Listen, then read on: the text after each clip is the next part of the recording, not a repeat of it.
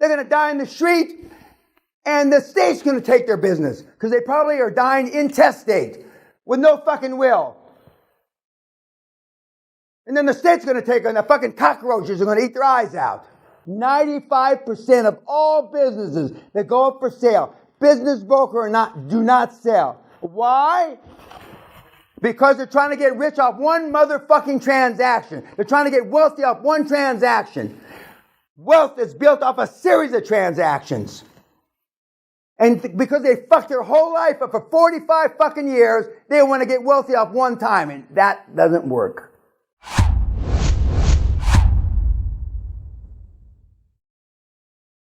But they can tie you up in court, and what they normally do is they wait till you're going to go public. The day before you're going to go public, or the week before you're going to go public, or the week before you're going to sell to an industry giant. Then they step in, their lawyers serve you, and say, all that business that you stole, tortiously interfering with our business, really belongs to the old company. And they hold you up. And you got to pay them off $1 million, $5 million, $50 million, depending on how big the deal is. And normally what you do is you cut it, if they're right and they got you by the balls, then you cut a deal and say, okay, we'll pay you $5 million out of the proceeds of the public offering. Or you got to go back with your hat in your hand on your knees to the industry giant that's buying you and say, I hate to tell you this, but we got a new shareholder, and he wants $25 million, but I think we can buy him off for $5 or $10 million. And of course, you've lost all credibility with the guy that just bought you. They think that you're, also ran second tier, rookie, which you are. And but if the deal is still sweet enough, they'll add $5 or $10 million to the purchase price and allow you to buy it out. But you can do that. I don't like that way.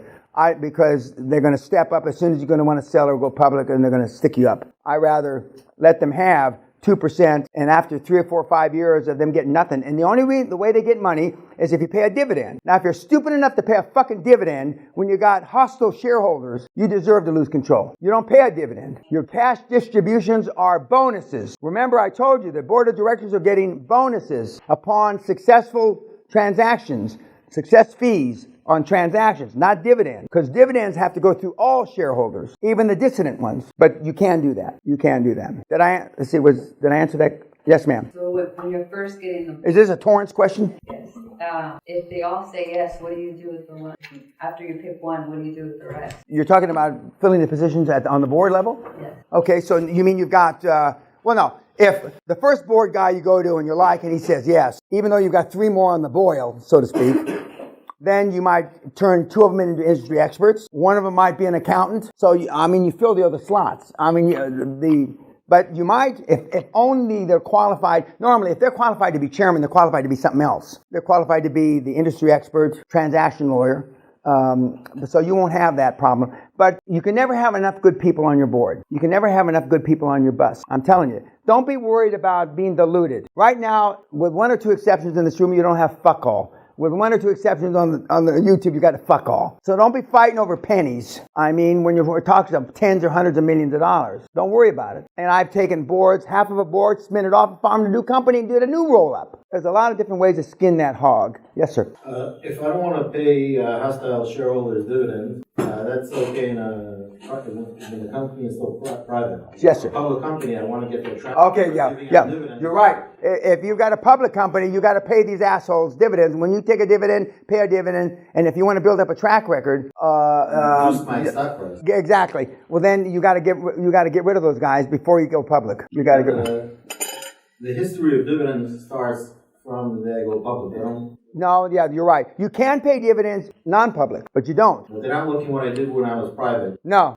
Yes, sir. Sorry, I'm struggling to understand the role of... Really? That's hard for me to believe, Walter. Can you believe it's hard? Go ahead. The role of a CFO. He sounds basically like... a finance director. Yeah, he sounds basically like... In this country, it'd be a finance director. In this country, normally the CEO means managing director. In this country, operations director is the chief operating officer. But go ahead. He basically sounds like a lawyer for transactions. He can. It depends. But see, now, this is coming from the son of a lawyer. Okay? But I would rather have, again, you're worried about, even if not on a conscious level, on a subconscious level, you're worried about giving this shit away free. It's contrary to our human nature. Trying to get Dutchmen to do this, for those of you that are listening, it's not impossible, but it's next to impossible. because the Dutch don't believe in anything for free. They're not the only ones, but, don't worry about the 2% or the 1% or the 5%. Remember, I mean, you're starting this with nothing. Don't worry. I mean, don't, and I know that's outside your comfort zone. It's outside a lot of people's comfort zone. Some of the chairmen will tell you they're on board, pull up the gangplank. We don't need to give any more equity out, they'll tell you, because they're thinking old school conventional wisdom. And I'll tell you, and you'll write in your report, but Mr. So-and-so, my chairman, said, and I'll say, well, fuck him. I mean, if I had to come to a 25-year-old to get rich, I'd blow my fucking brains out. Now, you won't say that. I don't want you to say that. But here's a 61-year-old guy that doesn't have a fucking pot to piss in, nor a window to throw it out, and he's telling you to go on the cheap with the other directors. How well has his plan worked for 40 fucking years? It hasn't. Now, as you get, that's how Trump would answer, or I would answer, but I don't want you to do that. But be thinking that. I mean, these guys are crazy. And then that's when your leadership steps in. You got to step up, and you got to push them back in line. And pushing a guy with 40 years experience isn't easy. Not impossible either. And once in a while, the chairman will say, fuck you, kid, I'm out of here. And he'll resign. Don't let the door hit you in the ass on the way out. Fuckface. I'm not suggesting you say that. That's just an example for YouTube. But I have been known to say shit like that. And that's why in the financial world, they either love me or hate me. They love me if we made money together. They hate me. All the rest hate me. Because I treat everybody the same. Like shit. Like they should have rolled down the inside of their mama's leg. Hear that, YouTube? I just found out. You know what this is called? It's called the Rockefeller Salute. Governor Rockefeller of New York in the 40s or 50s, the Rockefeller Salute. Give him the Rockefeller Salute. Okay, did I answer that question? Any other? Come on, Walter.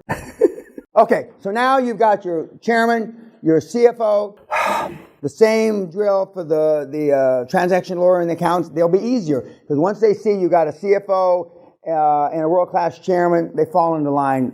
And the process, it all goes quicker. Some of those guys, I tell you to meet them in person. Some of the guys, I know you're busy, just count me in, and they won't meet you in person. So now we've got the board. So now you've got a lot of experience, or not a lot, you've got a lot more experience because you made a lot of presentations. So now you're focusing on the accountants. Why do you do the accountants first instead of the lawyers? My experience of 25 years, the accountants are easier to bring in on the outside team. They're still part of your dream team, but they're not part of your board of directors. You start with the smaller firms, 10, 15, 18 largest in the world, or in the UK or the United States. And again, we have templates, we have all this stuff, and you make the presentations, and they will see, the chairman. They'll see the former, even though you're talking to KPMG, they'll see the former PwC 40-year partner. They'll see all that, and that all counts. Perception is reality. And you'll say that, you obviously do business with the private equity firms. We use the same model. The same model as we roll unsuccessful fees into the next deal till we have a successful transaction. And you're just saying, I just took a shit this morning, just rolled up, that's it. It's not stutter, spit. Yes, sir. So to get in contact with those outside lawyers and accountants, would it be okay to reach out to them through LinkedIn? Mm-hmm. Absolutely. Yeah, absolutely. So now, and then you say we're interviewing, and they'll ask you who you're talking to. And you're talking to and you can see the top 10 accountants. And then one will say, well, we have to take this under advisement. The most important person in your law firm and in your accounting firm is the engagement partner, the person that signs the document for your deal.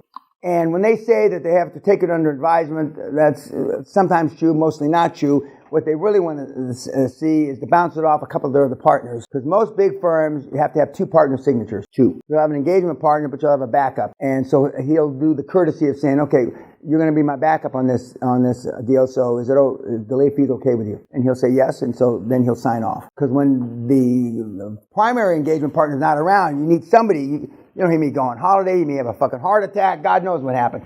So so he'll, out of courtesy, he'll ask the backup partner if it's okay with him. And so now accountants, lawyers, now the law firm will say, oh God, you've got KPMG or you've got BDO.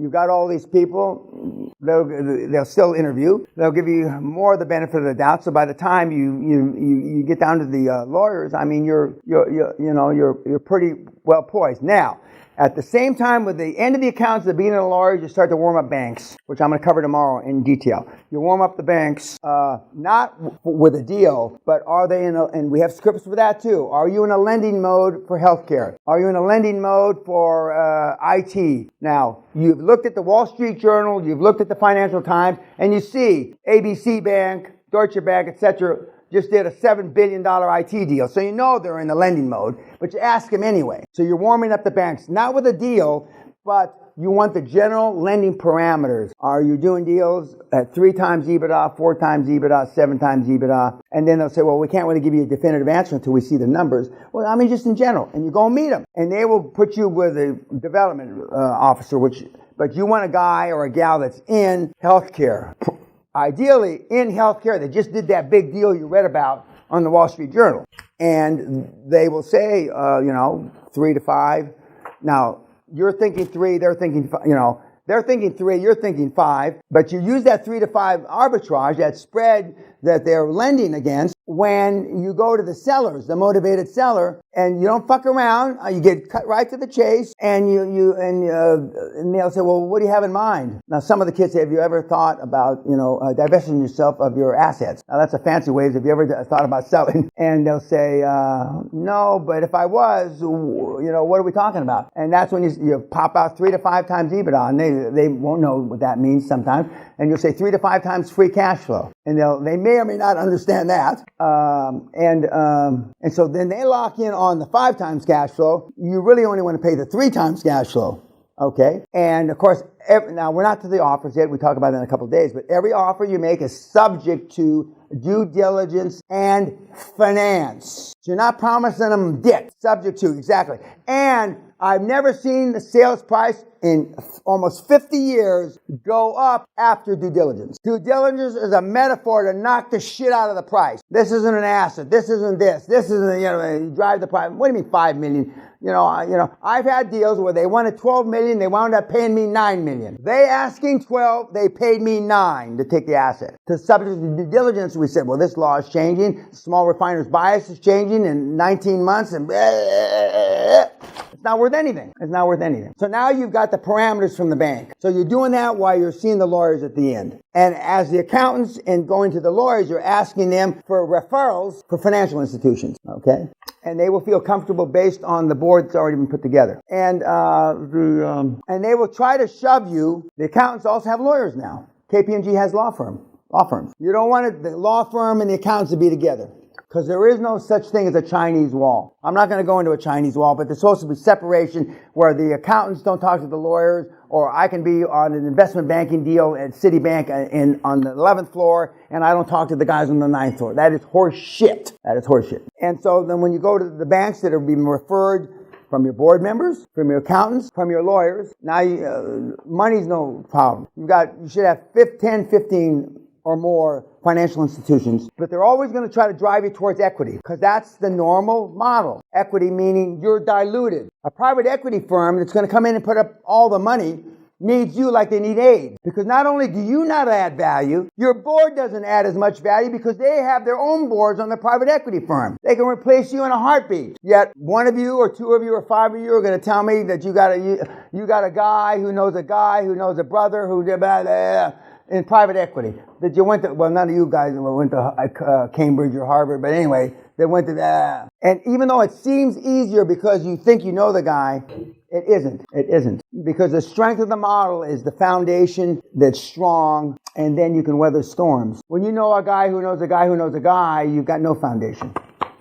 You've got no foundation. And you want that relation based on your shoulders, on the shoulders of titans, okay? Your board titans, and then little you standing there at the end. And so then you've warmed up the banks, so then you go back and you finish up the lawyers.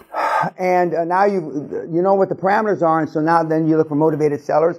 And I say, and I'm famous, and this sounds awful, you want the husband and wife, mom and pop, 57 to 65, you want him to have had a stroke, he's in a wheelchair, and his wife's spitting up blood from emphysema. That's a perfect motivated seller. And then you're going to help them out. Plus, you're going to help them with a little tax planning, which we'll talk about later. A little tax planning. Because they have no succession. Their kids wouldn't piss on them if their faces were on fire. That's not your fault that there's no succession. So don't always get in fucking Pedro guilt about it. That's not your fault.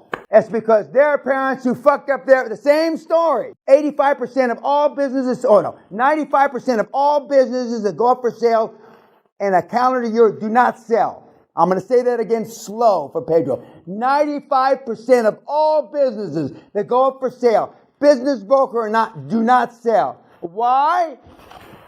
Because they're trying to get rich off one motherfucking transaction. They're trying to get wealthy off one transaction.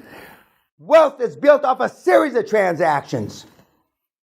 And because they fucked their whole life up for 45 fucking years, they want to get wealthy off one time. And that doesn't work. And their kids have kicked them to the curb, don't want to have anything to do with them. And now they've had a stroke from stress, and the woman's mother spitting up blood from stress. I don't know. Can you get emphysema from stress? No? Okay, well, she got emphysema from... Okay. So you're helping them out. So Pedro, you can be a good Samaritan. You can help them out. And you are helping them out. That's the irony of all this shit. Because these fucking morons are someday... They're going to die in the street, and the state's going to take their business. Because they probably are dying intestate, with no fucking will. And then the state's going to take on the fucking cockroaches are going to eat their eyes out.